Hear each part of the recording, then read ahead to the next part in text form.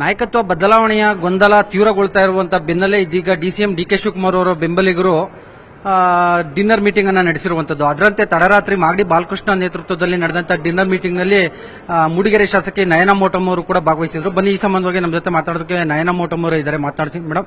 ರಾತ್ರಿ ಒಂದು dinner meeting ನಡೀತು, ಏನ್ ಅಜೆಂಡಾ ಮೇಡಮ್? ಬಾಲಕೃಷ್ಣ ಸರ್ದು ಹುಟ್ಟುಹಬ್ಬದ ಆಚರಣೆ. ಆಕ್ಚುಲಿ ಅವರೆಲ್ಲರನ್ನೂ ಇನ್ವೈಟ್ ಮಾಡಿದ್ರು. ಅದೇ ರೀತಿ ನಾವೆಲ್ಲರೂ ಹೋಗಿದ್ವು ಅಷ್ಟೇ ಡಿನ್ನರಿಗೆ. ಮೇಡಮ್, ಬಾಲಕೃಷ್ಣ ಅವರು ಒಂದು ಮಾತನ್ನ ಹೇಳಿದ್ರು, ಡಿನ್ನರ್ ಮೀಟಿಂಗ್ ಅಲ್ಲಿ ಹೌದು ರಾಜಕಾರಣವನ್ನು ಕೂಡ ಚರ್ಚೆ ಮಾಡಿದೀವಿ, ನಾಯಕತ್ವ ಗೊಂದಲದ ಬಗ್ಗೆ ಆದಷ್ಟು ಬೇಗ ಗೊಂದಲಕ್ಕೆ ತೆರೆ ಎಳಿಬೇಕು ಅನ್ನುವಂತ ನಿಟ್ಟಲ್ಲಿ ಚರ್ಚೆಯನ್ನ ಮಾಡಿದೀವಿ ಅಂತ ಹೇಳಿದ್ರು. ಆ ನಿಟ್ಟಲ್ಲಿ ಏನ್ ಚರ್ಚೆ ಆಯ್ತು ಮೇಡಮ್? ಸಹಜವಾಗಿ ನಾವೆಲ್ಲರೂ ಶಾಸಕರು, ಆಡಳಿತ ಪಕ್ಷದ ಶಾಸಕರು, ರಾಜಕೀಯ ಮಾತಾಡೋದು ಸರ್ವೇ ಸಾಮಾನ್ಯ ಅಂತ ಅನ್ಕೊಡ್ತೀನಿ. ಅದೇ ರೀತಿ ಮಾತಾಡಿದ್ವು ಅಷ್ಟೇ. ಏನ್ ಮೇಡಮ್, ಏನು ಡಿ ಕೆ ಶಿವಕುಮಾರ್ ಅವ್ರಿಗೆ ನಾಯಕತ್ವ ಬಿಟ್ಕೊಡ್ಬೇಕು, ಸಿಎಂ ಸ್ಥಾನ ನೀಡಬೇಕು ಅನ್ನುವಂತ ನಿಟ್ಟಲ್ಲಿ ಏನಾದ್ರೂ ಚರ್ಚೆ ಆಯ್ತಾ? ಎಲ್ಲ ರೀತಿನೂ ಚರ್ಚೆ ಆಯಿತು. ಪ್ರತಿಯೊಂದು ವಿಚಾರನೂ ಅಲ್ಲಿ ಚರ್ಚೆ ಆಯಿತು. ಈಗೇನು ಪ್ರಸ್ತುತ ಪರಿಸ್ಥಿತಿಗಳಿದೆ ಅದ್ರ ಬಗ್ಗೆ ಎಲ್ಲ ಚರ್ಚೆ ನಡೀತು. ಸಿದ್ದರಾಮಯ್ಯನವರು ಡಿ ಕೆ ಶಿವಕುಮಾರ್ ಅವರಿಗೆ ಅಧಿಕಾರ ಹಸ್ತಾಂತರ ಮಾಡಬೇಕು ಅನ್ನುವಂತ ಒತ್ತಾಯ ಮಾಡ್ತೀರಾ ಅಂತ? ಅದು ಮುಂದಿನ ದಿನಗಳಲ್ಲಿ ನೋಡೋಣ ಅಂತೆ. ಈಗ ಸದ್ಯಕ್ಕೆ ಚರ್ಚೆ ಎಲ್ಲ ಶಾಸಕರು ಯಾರ್ಯಾರು ಬಂದಿದ್ರು ಎಲ್ಲ ರೀತಿಯ ಚರ್ಚೆ ನಡೀತು.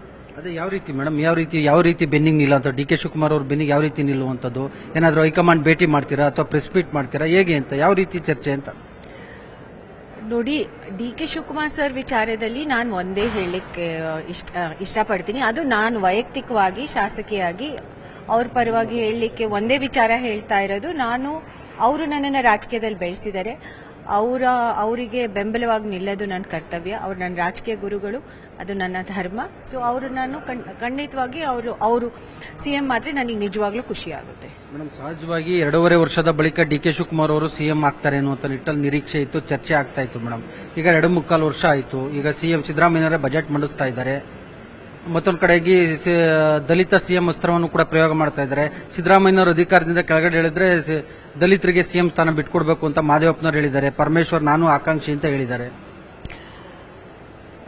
ಮೊದಲೇ ಪ್ರಶ್ನೆ, ಈ 2.5 ವರ್ಷದ ಬಗ್ಗೆ ನಾನೇನು ಹೇಳಕ್ ಬರೋದಿಲ್ಲ. ಅದು ಹೈಕಮಾಂಡ್ ನಿರ್ಧಾರ. ನಮ್ಮ ಮುಂದೆ ಅದು ಚರ್ಚೆ ಆಗಿಲ್ಲ, ಹೈಕಮಾಂಡ್ ಮುಂದೆ ಚರ್ಚೆ ಆಗಿರೋದು.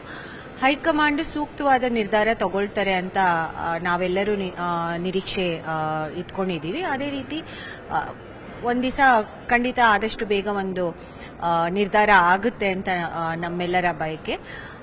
ಆಮೇಲೆ ದಲಿತ ಸಿಎಂ ವಿಚಾರ ಸಂಬಂಧಪಟ್ಟಂಗೆ ಖಂಡಿತ ಪ್ರತಿಯೊಬ್ಬರದು ಅವ್ರದೇ ಆದಂತ ಒಂದು ಕೂಗು ಇರುತ್ತಲ್ಲ, ಅದರಲ್ಲಿ ಏನು ತಪ್ಪಿಲ್ಲ. ಕೇಳೋದ್ರಲ್ಲಿ ಪ್ರಜಾಪ್ರಭುತ್ವ, ಯಾರಾದ್ರೂ ಏನಾದ್ರೂ ಕೇಳಬಹುದು ಅಲ್ವಾ. ಆಮೇಲೆ ಪಕ್ಷದಲ್ಲೂ ಅದೇ ರೀತಿ ಒಂದು ಅವಕಾಶ ಇದೆ, ಕೇಳೋದ್ರಲ್ಲಿ ಏನ್ ತಪ್ಪಿದೆ ಮೇಡಮ್? ಈಗ ಸಿದ್ದರಾಮಯ್ಯರ ನಂತರ ಡಿ ಕೆ ಶಿವಕುಮಾರ್ ಏಕೈಕ ಆಕಾಂಕ್ಷಿ ಇದ್ರು. ಈಗ ಇಬ್ರು ಆಕಾಂಕ್ಷಿಗಳಾದ್ರು. ಪರಮೇಶ್ವರ್ ಕೂಡ ನಾನು ಕೂಡ ಆಕಾಂಕ್ಷಿ ಅಂತ ಪ್ರಬಲವಾಗಿ ಹೇಳ್ತಾ ಇದ್ದಾರೆ. ನೀವು ಅದನ್ನ ಹೇಗೆ ನೋಡ್ತೀರಾ ಅಂತ? ನೋಡಿ, ನಾನು ನನ್ನ ವಿಚಾರ ಸಂಬಂಧಪಟ್ಟಂಗೆ ತುಂಬಾ ಕ್ಲಿಯರ್ ಆಗಿ ನಾನು ಹೇಳಿದ್ದೀನಿ. ನನ್ನನ್ನ ಬೆಳೆಸಿದವರು ಡಿ ಕೆ ಶಿವಕುಮಾರ್ ಸರ್. ಅವರು ನನ್ನ ರಾಜಕೀಯ ಗುರುಗಳು. ಅವರಿಗೆ ನನ್ನ ಬೆಂಬಲ ಅಂತ ನನ್ನ ಆದಷ್ಟು ಎಷ್ಟು ರೀತಿ ನಾನು ಸ್ಪಷ್ಟೀಕರಣ ಕೊಡ್ಬೋದು ಅಷ್ಟು ರೀತಿ ನಾನು ನಿಮಗೆ ಸ್ಪಷ್ಟೀಕರಣ ಕೊಟ್ಟಿದ್ದೀನಿ. ಡಿ ಕೆ ಶಿವಕುಮಾರ್ ಪರವಾಗಿ ಹೈಕಮಾಂಡ್ ನಾಯಕರು ಭೇಟಿ ಮಾಡ್ತೀರಾ ಬೇಕಾದ್ರೆ? ಖಂಡಿತ ಖಂಡಿತ, ಅದರಲ್ಲಿ 2 ಮಾತಿಲ್ಲ. ಖಂಡಿತ ಆ ಸಮಯ ಬಂದಾಗ ಖಂಡಿತ ಡಿ ಕೆ ಶಿವಕುಮಾರ್ ಸರ್ ಪರವಾಗಿ ಹೈಕಮಾಂಡ್ ಹತ್ರ ಮಾತಾಡ್ತೀವಿ, ಭೇಟಿನೂ ಮಾಡ್ತೀವಿ. ಮೇಡಮ್, ಕೊನೆಯದಾಗಿ ಮೇಡಮ್, ಡಿ ಕೆ ಶಿವಕುಮಾರ್ ಇದೇ ಸರ್ಕಾರದಲ್ಲೇ ಸಿಎಂ ಆಗ್ತಾರೆ ಅನ್ನುವಂತ ವಿಶ್ವಾಸ ಇದೆಯಾ ಅಥವಾ ಹೇಗೆ ಅಂತ? ಖಂಡಿತ ಇದೆ, ಆಗಬೇಕು ಕೂಡ. Thank you. ಸೊ ಇದಿಷ್ಟು ಮೂಡಿಗೆರೆ ಶಾಸಕಿ ನಯನಾ ಮೋಟಮ್ಮನವರ ಸ್ಪಷ್ಟ ನುಡಿಗಳು. ಕ್ಯಾಮರಾಮನ್ ಯೋಗೇಶ್ವರ್ ಜೊತೆ ಹೆಬ್ಬಾಕ ತಿಮ್ಮೇಗೌಡ, ನ್ಯೂಸ್ 18 ಕನ್ನಡ, ಬೆಂಗಳೂರು. ನಿರ್ಭೀತ, ನಿಷ್ಪಕ್ಷಪಾತ, ವಿಶ್ವಾಸಾರ್ಹ ಸುದ್ದಿಗಳಿಗೆ ಮತ್ತೊಂದು ಹೆಸರಾಗಿರುವ ನ್ಯೂಸ್ 18 ಕನ್ನಡ ಈಗ ಆಪ್ನಲ್ಲೂ ಲಭ್ಯವಿದೆ. ದಯವಿಟ್ಟು ಇಲ್ಲಿರುವ QR ಕೋಡ್ ಅನ್ನು ಸ್ಕ್ಯಾನ್ ಮಾಡಿಕೊಂಡು ಆಪ್ ಡೌನ್ಲೋಡ್ ಮಾಡೋದಕ್ಕೆ ಮರಿಬೇಡಿ. ನಿಮ್ಮ ಬೆಂಬಲ ಹೀಗೆ ಸದಾ ನಮ್ಮೊಂದಿಗಿರಲಿ. ಧನ್ಯವಾದ.